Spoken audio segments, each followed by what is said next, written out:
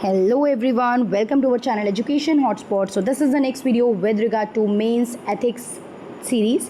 यहाँ पे हम विजन आईएएस की मेंस 365 को कवर कर रहे हैं एंड पार्ट फर्स्ट में यहाँ पे बहुत सारे मीनिंग एंड एग्जांपल मेंशन थे।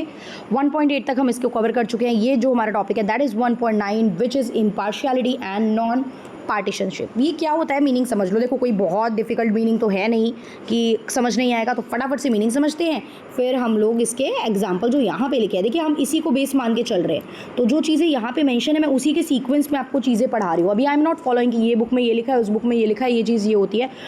यहाँ पे जो लिखी है टर्म्स मैं उसको सीक्वेंस में आपको ईजी लैंग्वेज में समझाने की कोशिश कर रही हूँ। बिकॉज समटाइम क्या होता है कि हम लोग ना सिटिंग नहीं दे पाते, हम लोग बैठने की हिम्मत नहीं कर पा रहे हैं, इतनी चीज़ें हमें समझ नहीं आता from where to start, from how to start. और उस टाइम पे कोई अगर हमारी इतनी हेल्प कर दे कि हमें चीज़ों को पढ़ के सिंप्लीफाई करके समझा देना, तो वो काफ़ी ज़्यादा सही हो जाता है। और वीडियो के फॉर्म में देखने में चलते फिरते उठते बैठते खाते हुए आप आराम से वीडियो प्ले करके रख सकते हैं और चीज़ें आपके माइंड में और एग्जाम्पल आपके माइंड में जा सकते हैं। तो हमारे पास आता है टॉपिक इम्पार्शियलिटी। इम्पार्शियलिटी मतलब आपको पता है कि सबको इक्वली ट्रीट करना।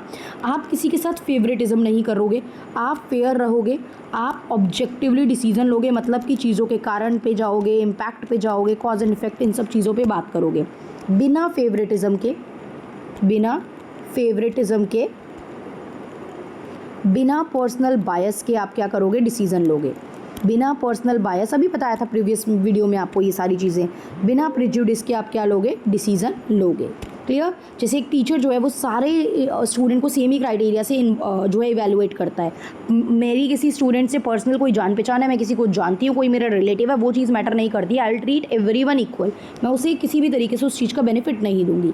तो फेयर एंड अनबायस्ड डिसीजन होते हैं, इक्वल ट्रीटमेंट होती है और फैक्ट और मेरिट पे यहाँ पे डिसीजन लिए जाते हैं। क्लियर। जैसे कि अब फिर आता है आपका नॉन पार्टीशनशिप। ये क्या होता है नॉन पार्टीशनशिप? यहाँ पे आप क्या करते हो, अगेन यहाँ पे बात जो हो रही है ये आ रही है not supporting any political party. आप किसी पॉलिटिकल पार्टी के साथ उसको सपोर्ट या फेवर नहीं करते हो। देखिए अगर आप एक पब्लिक पोस्ट पे हो, अगर आप एक ऑफिशियल पब्लिक सर्वेंट हो या किसी और ऑफिशियल पोस्ट पे हो, तो आप किसी पॉलिटिकल पार्टी को सपोर्ट, पॉलिटिकल ग्रुप को सपोर्ट नहीं करोगे। बिकॉज आप करोगे और मान लो कि कोई और फेवर में आ गया, कोई और पार्टी में कोई और गवर्नमेंट में आ गया, कोई और पावर में आ गया, तो वो तो जो पावर में है आप उसकी तो चीज़ों को कंसीडर ही नहीं करोगे। आपका जो एक ट्रस्ट फैक्टर है, आपकी जो एक दिल से चीज़ें हैं वो अपोजिशन की तरफ जाएंगी, राइट। तो सिंपली आप किसी भी, अगर आप किसी एक ऑफिशियल पोस्ट पे हो तो आप किसी भी पॉलिटिकल पार्टी को फेवर नहीं करोगे। एक सिविल सर्वेंट जो है वो गवर्नमेंट की पॉलिसीज़ जो भी होंगी उनको प्रोफेशनली इम्प्लीमेंट करवाएगा। इस बात को नहीं देखेगा कि कौन सी पॉलिटिकल पार्टी पावर में और वो उस पॉलिटिकल पार्टी की आइडियोलॉजी को सपोर्ट करता है या नहीं करता। तो यहाँ पे आपका एक जो वर्ड रहेगा दैट इज़ पॉलिटिकल न्यूट्रलिटी। आप पॉलिटिकली न्यूट्रल रहोगे, किसी को भी एक फेवर सपोर्ट नहीं करोगे। नो पार्टी बेस्ड बायस, मतलब कोई पॉलिटिकल पार्टी के बेसिस पे आपकी बायसनेस नहीं रहेगी। आप जो काम कर रहे हो, आपकी जो ड्यूटी है, जो भी पार्टी पावर में है उसकी पॉलिसीज़ को इम्प्लीमेंट कराना, उसके रूल को मानना। तो प्रोफेशनल कंडक्ट से, आप प्रोफेशनलिज्म के साथ यहाँ पे काम करेंगे। आपका जो है जो मेजर रोल है वो क्या है कि आपको कमिटेड रहना है टू द कॉन्स्टिट्यूशन। तो commitment to the constitution will be your major role. आप कॉन्स्टिट्यूशन के साथ, लॉ के साथ कमिटेड रहोगे, पब्लिक इंटरेस्ट, पब्लिक के फ़ायदे के साथ कमिटमेंट में रहोगे, नो मैटर आप किस आइडियोलॉजी, किस पॉलिटिकल पार्टी की चीज़ों से फेवर रखते हैं। So yes, this is the concept. यहाँ पे एस राधाकृष्णन क्या बोल रहे हैं कि टॉलरेंस और इम्पार्शियलिटी जो है ना, ये ट्रूली सिविलाइज सोसाइटी के एक हॉलमार्क है। आपकी सोसाइटी सिविलाइज होगी, तमीज़ से चलेगी अगर ये चीज़ें जो हैं वो हमें देखने को मिलती हैं। टॉलरेंस भी हम आगे पढ़ेंगे, राइट।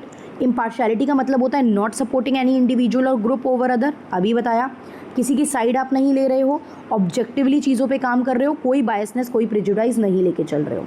क्लियर। नॉन पार्टीशनशिप में क्या आ गया कि आप पॉलिटिकल न्यूट्रलिटी रखते हो। एक जो सिविल सर्वेंट है, एक जो पब्लिक ऑफिसर है, वो किसी भी पॉलिटिकल पार्टी की साइड नहीं ले रहा है। देखो एक छोटा सा कंसेप्ट है, आप यहाँ पे इम्पार्शियलिटी की बात, ये भी है इम्पार्शियल रहना, लेकिन सिर्फ पॉलिटिकल पार्टी के बेसिस पे। नॉन पार्टीशनशिप वर्ड जो है ये भी बात इम्पार्शियलिटी की करता है, बट इम्पार्शियलिटी सिर्फ यहाँ पे पॉलिटिकल पार्टी की होती है। जनरल इम्पार्शियलिटी वर्ड होता है, उसमें आप ओवरऑल कह रहे हो कि भाई कहीं पे भी इम्पार्शियलिटी नहीं होनी चाहिए। यहाँ पे नॉन पार्टीशनशिप जो आप वर्ड की बात करते हो तो कहते हैं हम लोग कि जो पब्लिक ऑफिशियल हैं, जो सिविल सर्वेंट है, वो किस बेसिस पे ना करें, पॉलिटिकल पार्टी के बेसिस पे इम्पार्शियलिटी मतलब पार्शियलिटी ना करें। इन इंडिया ये जो कॉन्स्टिट्यूशन जो है ये मेक श्योर करता है कि ऐसा ना हो।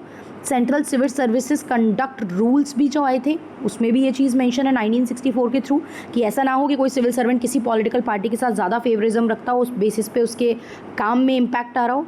All India services conduct rule 1968 and code of ethics 1997, तो ये सारी चीज़ें इसको गवर्न करके चलती हैं कि जो है नॉन पार्टिसनशिप मेंटेन रहे। इफेक्टिवनेस की बात है कि देखिए अगर आप ये फॉलो करके चलेंगे तो पब्लिक ट्रस्ट आप पे रहेगा, पब्लिक देखेगी यार ये पर्सन क्रेडिबल है, क्रेडिबिलिटी है, भरोसे के लायक है। गुड गवर्नेंस रहेगी, इम्पार्शियलिटी से अगर आप काम कर रहे हैं तो पब्लिक ऑफिशियल अपने डिफरेंट आइडियाज़ ऑफ गवर्नेंस ला पाएंगे एंड जो गवर्नमेंट की तरफ से रूल्स पॉलिसी आ रही हैं उन्हें आप प्रॉपरली इंप्लीमेंट कर पाओगे, उनकी चीज़ें पब्लिक तक पहुँचेगी। जस्टिस रहेगी, फेयर काम करोगे, इक्वालिटी के साथ काम करोगे और सारे सेक्शंस को उसका बेनिफिट जो है वो मिलेगा। टीएन सेशन की बात करें जो पहले पुराने आपके 1990 से 1996 के टाइम पे चीफ इलेक्शन कमिश्नर रहे थे, उन्होंने बहुत सारे इलेक्टोरल रिफॉर्म लाए थे ताकि फ्री एंड फेयर इलेक्शन हो सके और नॉन पार्टीशन मैनर में हो सके, कोई भी पॉलिटिकल फेवरिज्म हमें यहाँ पे देखने को ना मिले। Clear.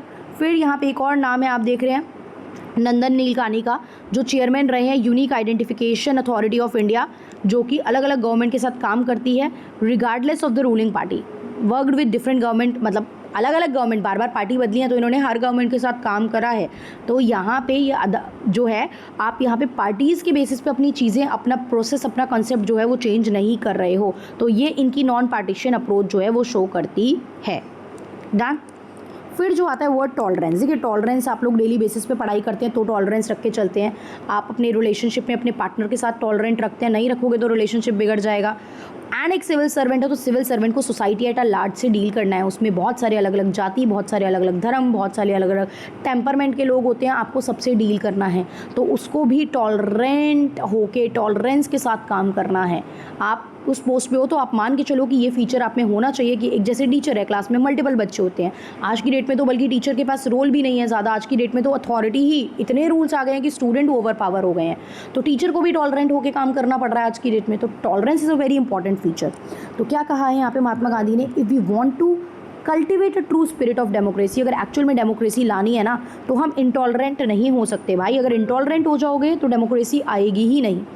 Intolerance betrayal want of faith in one's cause, मतलब आपका जो कारण है उसमें जो भरोसा जो रखना है, अगर इंटॉलरेंट हो जाओगे तो वो चीज़ मेंटेन नहीं रह पाएगी। अब मतलब क्या होता है, फेयर, ऑब्जेक्टिव, परमिसिव एटीट्यूड, अपने ओपिनियन, प्रैक्टिसेस, रिलीजन, नेशनैलिटी के थ्रू, मतलब जो लोग आपसे अलग हैं उनके लिए भी आप एक पेशेंस रख रहे हो, उनकी भी सुन रहे हो, आप में ये एटीट्यूड है दैट आप उनकी बातें सुन रहे हो, आप अपनी चीज़ें उन पर नहीं थोप रहे हो। टॉलरेंस के थ्रू आप म्यूचुअल रिस्पेक्ट ला पाते हो डाइवर्सिटी में। मैंने बताया ना इतनी ज़्यादा डाइवर्सिटी है इंडिया में, आपकी प्लूरलिस्टिक सोसाइटी है, तो आप म्यूचुअल रिस्पेक्ट मेंटेन कर पाते हैं। अगर लैक ऑफ टॉलरेंस होगी तो वो आपकी नैरो माइंडनेस को शो करेगा कि बहुत छोटी सोच है आपकी, और छोटी सोच के साथ हम समाज को, हम सोसाइटी को नहीं चला पाएंगे, हम सोसाइटी के लिए काम कर ही नहीं पाएंगे। तो सिविल सर्वेंट अगर आप हो तो आपको भी दूसरों की वैल्यूज़ को रिस्पेक्ट करना चाहिए, आप में ऑब्जेक्टिविटी, इम्पार्शियलिटी, वो सब जो भी अपने पढ़ा है, नॉन पार्टीशनशिप, कंपैशन, जस्टिस, सब होना चाहिए। तो पॉलिसी फॉर्मुलेशन के लिए सिविल सर्वेंट में टॉलरेंस जो है वो काफ़ी ज़्यादा इंपॉर्टेंट है, राइट। इससे आपकी एक सोशल कैपिटल बिल्डअप होती है, सोसाइटी में लोग आपकी सुनते हैं, सोसाइटी में लोग आपके साथ जुड़ते हैं। नेल्सन मंडेला की बात करें तो जब उनको जेल से निकाला गया और इलेक्शन हुआ एज अ प्रेसिडेंट, उनकी जो लीडरशिप थी वो बिल्कुल टॉलरेंस का ग्रेट एग्जाम्पल शो करती है। उन्होंने ट्रुथ एंड रिकन्सिलिएशन जो है एक कमीशन भी बनाई थी, जिससे कि जो पुरानी पिछली इनजस्टिस हुई थी उनके साथ भी डील करा जा सके। क्लियर। फिर नवतेज सिंह जौहर का केस है जो सुप्रीम कोर्ट ऑफ इंडिया ने यहाँ पे भी टॉलरेंस का एक एग्जांपल दिखाया in its various judgement including granting third gender को यहाँ पे रिकॉग्नाइजेशन देने में। तो यहाँ पे भी सेम सेक्स रिलेशन और इस सब चीज़ों पे कितनी बात चल रही है, तो यहाँ पे भी हमें टॉलरेंस का एक ग्रेट एग्जाम्पल देखने को मिलता है। क्लियर। लास्ट जो अब हमारा जो टॉपिक आता है वो आता है कॉन्साइंस। देखिए ये क्या है, ये आपकी अंतरात्मा की आवाज़ है। मानो कि आपकी अंतरात्मा क्या कह रही है, आपको पता है आप कितने सही हो, आप कितने गलत हो, आपको पता है आप क्या कर रहे हो। तो it is a inner moral sense. क्या है, इनर मॉरल सेंस है। पढ़ेंगे अभी जो यहाँ लिखा है वो भी हम चीज़ें एग्जैक्ट देखेंगे, but conscience is your inner moral sense. Inner moral sense, जिसके थ्रू आप डिस्टिंग्विश कर पा रहे हो कि क्या सही है और क्या गलत है, और जो आपको सही चलने के टुवर्ड्स लेके जा रहा है। Guides them to act ethically. एक इनर वॉइस है जो आपके अंदर से आवाज़ आ रही है। आप कुछ कर रहे हो, मान लो फॉर एग्जांपल आज आपने कोई सोचा सीरीज़ बिंज वॉच करते हैं, लेकिन अचानक आपके अंदर से आवाज़ आई कि यार क्या हो गया आपको, आपके एग्ज़ाम है, आप क्या इस एग्ज़ाम की तैयारी कर रहे हो और आप इतने घंटे वेस्ट कर रहे हो, इतने में तो हम कितने लेक्चर, कितनी बुक निपटा सकते हैं, कितना कंटेंट निपटा सकते हैं। तो that is your inner voice कि यार ये चीज़ ठीक नहीं है, चलो लेट्स स्टडी। तो ये मॉरल गाइडेंस की बात करता है। ये इनर वॉइस जो वर्क विद इन, कोई बाहर से आके आपको नहीं बोल रहा है, ये आपको खुद की सेंस ऑफ रिस्पॉन्सिबिलिटी रियलाइज़ कराता है कि आपकी क्या रिस्पॉन्सिबिलिटी है। क्लियर? चलिए अब यहाँ देख लेते हैं क्या क्या लिखा है। महात्मा गांधी की स्टेटमेंट यहाँ पे भी है that the voice of conscience is the voice of God. जो अंदर से आवाज़ आ रही है वो भगवान की आवाज़ है, सुनो। कहते हैं ना अपनी गट फीलिंग को फॉलो करो, जो अंदर की आवाज़ है उसको सुन के आप उस पर रिएक्ट कीजिए।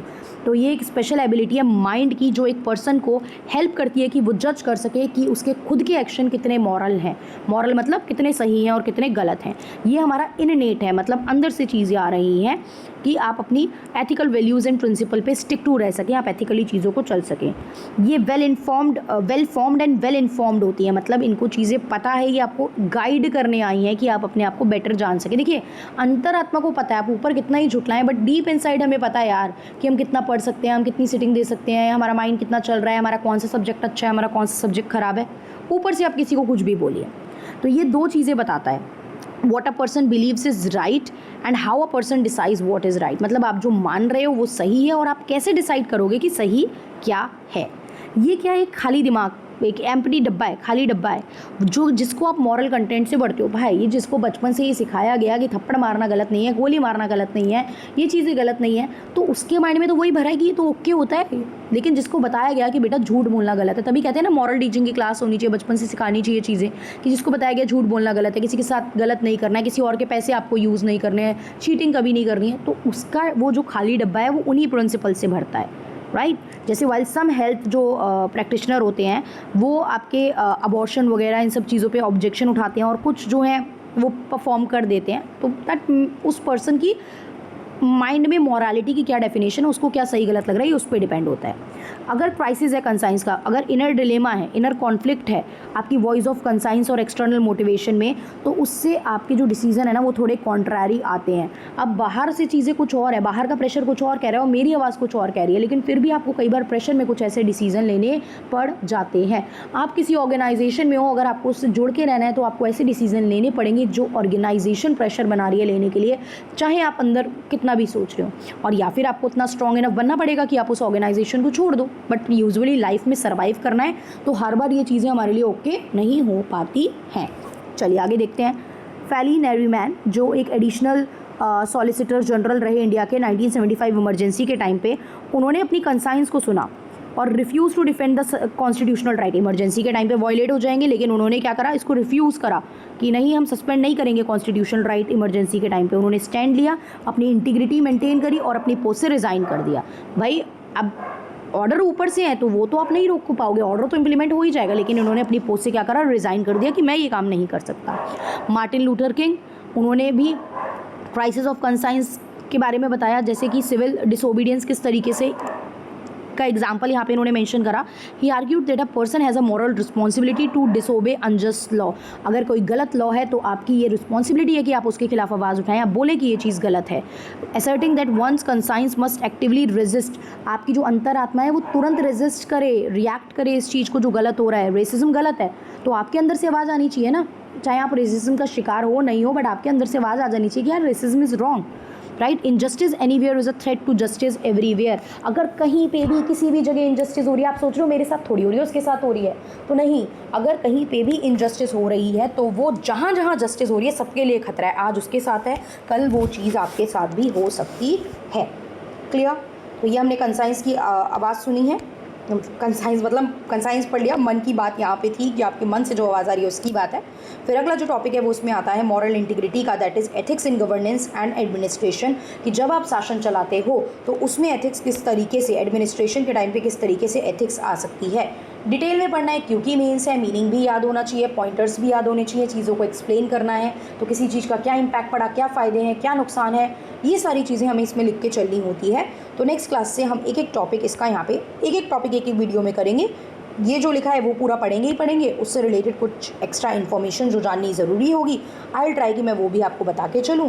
देखिए क्या होता है ना कि 100% जो एक एक वर्ड लिखा है उसको मैं 200% तो डिस्कस नहीं कर सकती, क्योंकि फिर एक ही एक वर्ड पे ही आपकी 20-20 मिनट की वीडियोस बन जाएंगी। स्टिल आई विल ट्राई कि मैं जितना मैक्सिमम हो सके आपको यहाँ पे समझाने की कोशिश करूँ चीज़ें और आपकी मैक्सिमम हेल्प हो सके। ओके, या so that is all. Thank you everyone, मिलते हैं नेक्स्ट वीडियो में नेक्स्ट टॉपिक के साथ।